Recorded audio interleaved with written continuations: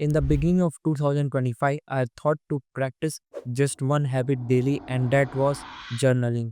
और मैंने यही एक हैबिट जो है अभी तक कंटिन्यू की है।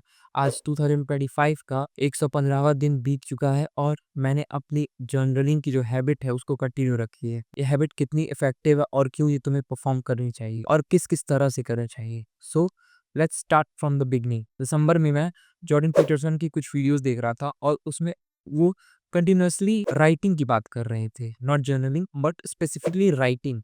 अब राइटिंग जो है जर्नलिंग से थोड़ी सी अलग हो सकती है या फिर तुम से भी मान सकते हो। What Jordan Peterson says is कि राइटिंग जो है वो थिंकिंग है। जब तुम पेजेस पे अपनी जो भी इंसिडेंट है कुछ डिस्क्राइब करते हो, सो बेसिकली तुम थिंक कर रहे हो। अगर किसी ह्यूमन को अपनी थिंकिंग एबिलिटीज इंप्रूव करनी है तो उसको कहीं ना कहीं अच्छे से लिखना आना चाहिए, यानी कि अच्छे से राइट करना आना चाहिए। मैं यहीं से कहीं न कहीं इंस्पायर्ड था, मैं भी लिखना स्टार्ट करूँ, मगर मैं मुझे क्या लिखना है, क्या लिखूँ, ये मुझे नहीं पता था। सो मैंने क्या स्टार्ट किया, मैंने जर्नलिंग से स्टार्ट की। स्टार्टिंग में बस जो भी मेरे दिन में, जो भी मुझे अच्छा लगता था, जो भी मुझे लगता था कि मैं लिख सकता हूँ, मैं लिख देता था।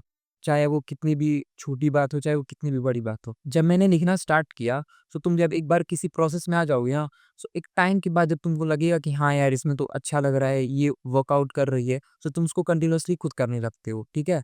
तो मैं जब बार-बार अपने दिन में जो अच्छा हो रहा है वो लिखता था या फिर जो भी मेरे दिमाग में चलता था मैं लिखता था, सो वो कहीं न कहीं मेरे दिमाग का जो लोड है वो एक पेपर पे चला जाता था। जो मेरा माइंड है वो ब्लैंक हो जाता था, वो एक ब्लैंक पेपर बन जाता। और ये बहुत खूबसूरत चीज़ है कि मुझे फिर किसी चीज़ के बारे में सोचना नहीं है, क्योंकि हम लोग कोई प्रॉब्लम पा जाते हैं तो उस पर फिक्सेट करते हैं ना, या फिर कोई अच्छी भी चीज़ होती है तो उसपे भी फिक्सेट करने लगते हैं कि वाओ! कितनी खूबसूरत चीज़ हुई ये आज। और तुम उसी फीलिंग को लेके बैठ जाते हो, कंटीन्यूअसली उसी के बारे में सोचते हो और तुम्हारा 2-3 घंटा चला जाता है। तो तुम अपना टाइम ही बचाना चाहते हो तो भी जर्नलिंग काफ़ी अच्छी चीज़। But let's not divert from the point. मेरा पॉइंट ये है कि मैंने जर्नलिंग स्टार्ट की। अब बाद में क्या है, बाद में मैं जर्नलिंग ऐसे ही करता था कि जो भी मेरी लाइफ में प्रॉब्लम है या फिर जो भी चल रहा है मेरे दिमाग में, मैं किसी चीज़ को लेके नर्वस हूँ, इनसिक्योर हूँ, इन सब चीज़ों को लिखने लगा। और जब मैंने इन चीज़ों को लिखना स्टार्ट किया ना, तो कहीं न कहीं मुझे खुद के बारे में थोड़ी और इन्फॉर्मेशन मिली, मुझे खुद को पहचानने का मौका मिला, मैं खुद को जानने लगा कि मेरे अंदर क्या ख़ामियाँ हैं, क्या खूबियाँ हैं। नॉट ओनली दिस, बल्कि जर्नलिंग तुम्हारे एंगर इश्यूज़ को भी कम करेगी। अगर तुमको एंगर इश्यूज़ है, एंगर मैनेजमेंट में दिक्कत होती है, कभी भी गुस्सा हो रहे हो ना, तो उस बात को लिख दो कि मैं इस बात से गुस्सा हुआ या फिर मैं इस पर्टिकुलर सिचुएशन में गुस्सा हो जाता। और जब तुम बाद में उसको रिव्यू करोगे ना, तो तुमको ये पता चलेगा कि कई बार जो ये गुस्सा हम लोगों को आता है ना, ये केवल हम लोगों की ख़ामियाँ, केवल हम लोगों की जो कमियाँ होती हैं, उनको छुपाने के लिए आता है। ये सच का गुस्सा नहीं होता, ये केवल हम अपनी जो खामियाँ हैं उनको छुपाना चाहते हैं, इस वजह से हम लोग गुस्सा गुस्सा दिखाते हैं। और ये गुस्सा जो होता है मोस्ट ऑफ द टाइम्स हम लोग अपने फ्रेंड्स और फैमिलीज़ पे ही दिखाते हैं, जो कि काफ़ी बुरी चीज़ है यार। जो तुमको पसंद करता है, जो तुमको लाइफ़ में ग्रो होते हुए देखना चाहता है, अगर तुम उसके ऊपर अपनी फ्रस्ट्रेशन निकाल रहे हो, तो ये तो काफ़ी बुरी चीज़ है। जर्नलिंग कहीं न कहीं मुझे उसमें भी हेल्प किया है। जैसा कि मैंने कहा, जर्नलिंग तुम्हारी थिंकिंग स्किल्स को काफ़ी ज़्यादा एनहांस करता है। सो ये भी एक चीज़ है, तुम कई बार देखोगे ना, तुम्हारे दिमाग में कोई बात चल रही होगी, तो तुम अगर अपनी जर्नल में लिखे रहोगे, तो तुम्हारे दिमाग में फिर से अगेन वो थॉट आता है, तो तुम रिवाइंड करके सोच सकते हो कि मैंने ये प्रॉब्लम पहले से ही जर्नल में अपनी लिखी थी और इसका सॉल्यूशन भी मैंने कुछ दिया था। तुम उसके बाद अपने जर्नल में दोबारा जा सकते हो, देख सकते हो कि उसके बारे में तुम क्या सोचे थे। क्योंकि हम लोग अपनी प्रॉब्लम्स को खुद सॉल्व करने के कैपेबल हैं। हम लोगों को दूसरी जगह जाने की ज़रूरत नहीं है। हम लोगों को इतनी लॉजिकल रीज़निंग दी गई है। हम लोगों को गॉड ने इतनी पावर दी है कि हम लोग अपनी प्रॉब्लम्स को सॉल्व कर सकते हैं।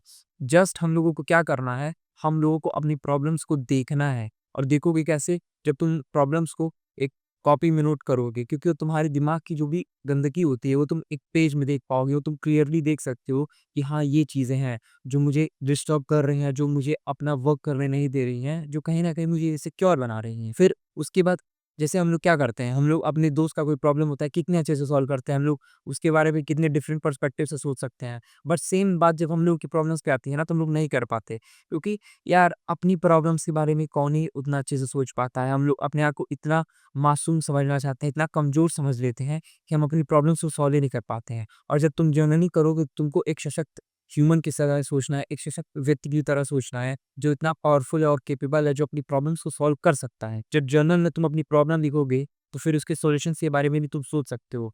तुम्हें पता रहेगा कि इसका सॉल्यूशन ये हो सकता है, ये प्रॉब्लम है, इसका सॉल्यूशन ये हो सकता है। क्योंकि 90% ऑफ द हम लोगों की जो प्रॉब्लम्स होती हैं, वो काफ़ी कॉमन सेंसिकल थॉट से सॉल्व हो सकती है। हम लोगों को ये नहीं सोचना कि कैसे नेचुरल डिज़ास्टर हम लोगों को खत्म करना है या फिर कैसे हम लोग पॉल्यूशन को खत्म कर पाएँ। ऑफ कोर्स तुम ये सोच सकते हो और इसके बारे में अपने भी थॉट्स लिख सकते हो तुम अपनी जर्नल में। But most of the times हम लोग अपनी ही प्रॉब्लम में उलझे रहते हैं, अपनी पर्सनल लाइफ की प्रॉब्लम्स में, और वो प्रॉब्लम्स कोई इतनी बड़ी नहीं होती। बस तुमको उनको देखना आना चाहिए, बस तुमको उन्हें अच्छे से क्लियरली देख पाओ।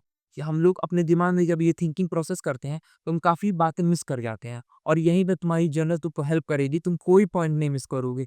तुम जब चीज़ों को लिखोगे तो तुम्हारे सामने रहेंगी, तुमको सामने दिखेंगी, ना कि तुम्हारे ब्रेन की तरह जिसके अंदर इतनी मेमोरी नहीं है जो इतनी सारी इन्फॉर्मेशन को होल्ड कर पाए। If you want to try a new habit, please try journaling. It will be one of the best habits जो तुम अपनी लाइफ में ट्राई करोगे।